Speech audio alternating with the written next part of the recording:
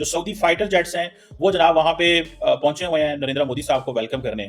अगर आप सिर्फ जस्ट इसी को देख लें तो don't you think this is something which is extraordinary.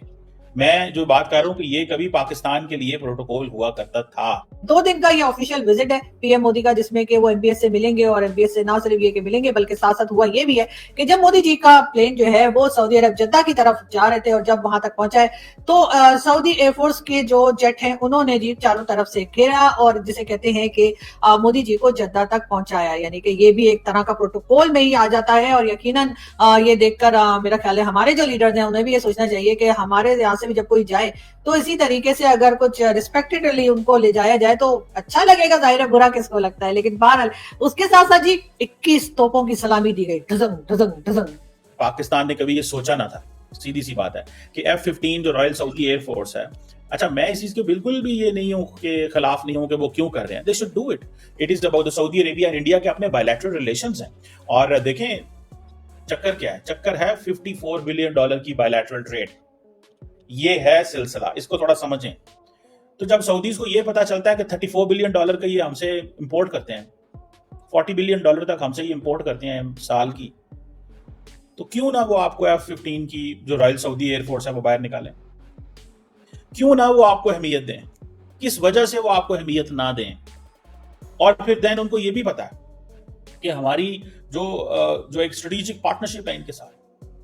Strategic partnership जो होती है, देखिए नरेंद्र मोदी साहब ने जो इंटरव्यू दिया था आज सुबह जो सऊदी अखबार में छपा, आपको वहीं से पता चल रहा है कि कितने कॉन्फिडेंट थे नरेंद्र मोदी। और सिर्फ ये नहीं है, दिस इज नॉट समथिंग जिसको आप और मैं डिस्कस करेंगे। आप इस चीज से अंदाजा लगाएं कि वो इंडियंस अब क्या कहते हैं, वो कहते हैं जी we are that's how we are being treated as the largest democracy. हमें अब रिस्पेक्ट मिल रही है। It's not about Narendra Modi, it's about India. India is a brand. India is respected. So Pakistan को वो समझते हैं कि पाकिस्तान की पिछले 77 ईयर्स में एक ही कोशिश थी, 77 ईयर्स तो नहीं, अब तो मेरा ख्याल है ये 4-5 साल में तो इंडिया सऊदी अरब के ताल्लुकात बहुत ज्यादा ट्रांसफॉर्म हो गए हैं। हमारी एक ही कोशिश थी कि भाई इंडिया जो है सऊदी अरब उससे दूर रहे, और हम सारा टाइम OIC करते रहते थे। उन्होंने सबसे पहले क्या किया, जब 370-35A को रिवोक किया, तो आपको पता है कि इंडिया ने जब ये किया तो the OIC never called a session for Kashmir. OIC ने कश्मीर के ऊपर किसी किस्म का कोई सेशन नहीं बुलाया। क्या ये मैसेजिंग नहीं थी? दैट वाज 100% मैसेजिंग थी, 100% मैसेजिंग थी। उन्होंने मैसेजिंग कर दी। उन्होंने कहा भाई साहब ये हम आपको पैगाम भेज रहे हैं, ये हम आपको पैगाम भेज रहे हैं, यू शुड अंडरस्टैंड दिस। ये आपके लिए एक लेसन है, और पैगाम ये है कि हर कीमत के अंदर आपको ये जो कश्मीर वाला फार्मूला है ना, इससे बाहर निकलने अब आप जो मर्जी कह लीजिए, आपको यकीनन बहुत से लोगों को लगता है कि जो पीएम मोदी की जो पॉलिसीज हैं वो पाकिस्तान के लिए बहुत ज्यादा फेवर नहीं करती। पाकिस्तान से तो वो मतलब एक तरह से पल्ला ही झाड़ चुके हैं। उनको कहना है कि हम तो ना पाकिस्तान से बात करना चाहते हैं, ना पाकिस्तान के साथ मिलना चाहते हैं, ना ट्रेड करना चाहते हैं, वगैरह वगैरह। लेकिन अपनी कंट्री के लिए बहरहाल उनकी पॉलिसीज डेफिनेटली ऐसी हैं जिससे उनके लोगों को फायदा होता है। मैं ये नहीं कह रही कि सब कुछ ठीक हो गया होगा और सब लोग जो है मोदी जी के गुण गा रहे होंगे, नहीं, बहुत से लोग नाराज भी होंगे, बहुत से ऐसे वादे होंगे जो कि भारत की इस वक्त की गवर्नमेंट अपने लोगों के पूरे नहीं कर पाई होगी। बहुत सी ऐसी डिमांड्स होंगी जो पीएम मोदी की गवर्नमेंट जो है अपने लोगों के लिए नहीं कर पा रही होगी, या करना चाह भी रहे होंगे तो नहीं कर सक रहे होंगे। लेकिन ये जरूर है कि अगर 40-50% भी वादे पूरे कर दिए गए, 40-50% भी लोगों को अगर खुश कर दिया गया, तो यकीनन ये एक बहुत बड़ी अचीवमेंट होती है किसी भी गवर्नमेंट के लिए। ये और बात है कि मोदी जी जो है सैर सपाटा करने निकल गए, और उसके साथ साथ ये जो है अमेरिका से जो आए हैं वाइस प्रेसिडेंट, वो जी वहां पर बैठे हैं। लेकिन अब जब मोदी जी चले गए तो उनको चाहिए था ये भी उठ कर यहाँ पाकिस्तान आ जाते, हमसे भी मिल लेते।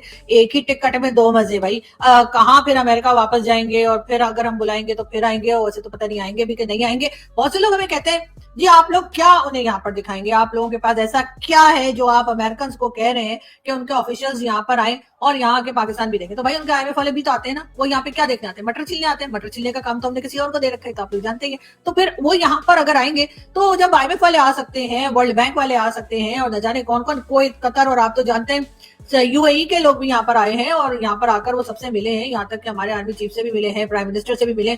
तो फिर अगर अमेरिकन वाइस प्रेसिडेंट भी आ जाते तो अच्छा था, थोड़ा हम भी फोटो शोटो बना लेते। वैसे तो खैर मतलब मैं अपनी बात नहीं कर रही, हमें कहा भाई वो वहां जाने देंगे। आपको तो पता है मेरे पास तो जहर खाने का पैसा नहीं छोड़ा इन लोगों ने। और उसके बाद बैंक को अगर मेरे इन्होंने ब्लॉक कर दिया है, लेकिन अब शुक्र ये है कि हम खुश हैं, क्योंकि और भी कई लोग दुखी हैं, इसलिए हम सुखी हैं। तो हम हमारे ये कहा जाता है कि ये कश्मीर के बारे में सोचना बंद कर दें आप।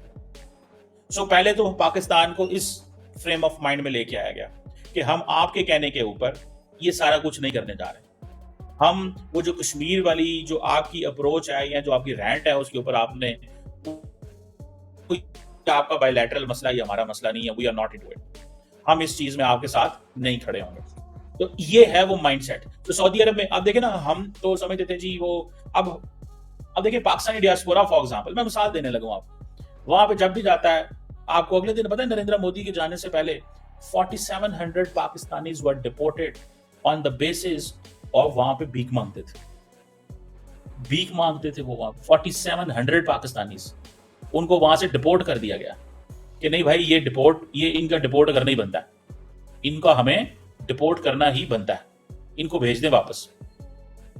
और इनको इसलिए भेज दें because we do not expect, हम ये एक्सपेक्ट नहीं करते कि इस तरह की चीज जो है ना वो हम इनसे वो तसव्वुर भी नहीं कर सकते, सोच भी नहीं सकते। तो मुझे ऐसे लगता है, you know what I understand, या मैं जो चीज समझता हूं कि पाकिस्तान को अपनी सारी की सारी जो फॉरेन पॉलिसी है उसकी अप्रोच को ही चेंज करने की जरूरत है, अप्रोच को चेंज करने की जरूरत है। अगर आपने भी इस अप्रोच को चेंज ना किया तो then we will not be able to get what we have to get. ठीक है जी, तो मुझे this is what I understand. ये मुझे ऐसे लगता है कि अभी भी हमें अपनी जो अप्रोच है वो उसको चेंज करना होगा कि अब हमें वो जिसे कहते हैं ना कि एक for a long period of time हमने फॉर ग्रांटेड लिया अरब्स को फॉर ग्रांटेड लिया है। हमने ये समझा जी कि ये शायद हम मुसलमान हैं, इन्होंने हमें पैसे देने हैं, और हमारी जो एलीट है उसने भी यही काम किया कि उसने हमें इसी चक्कर में डाल के रखा कि भाई हम जाएंगे पैसे मांग के ले आएंगे, आप भी खाएं हम भी खाएं, और हम आपको कहेंगे जी हम आपको सिक्योरिटी प्रोवाइड करेंगे, हम आपको ये देंगे, हम आपको वो देंगे। सो दिस इज समथिंग मेरा ख्याल है जिसको थोड़ा सा स्टडी करने की जरूरत है इन अ डिफरेंट स्टाइल। आपको इसको थोड़ा समझना पड़ेगा। अब ये वो एनवायरनमेंट नहीं रहा, ये एनवायरनमेंट चेंज हो चुका हुआ है, दिस एनवायरनमेंट हैज चेंज्ड। अब Saudis do not look Pakistan from the lens from which they used to look us.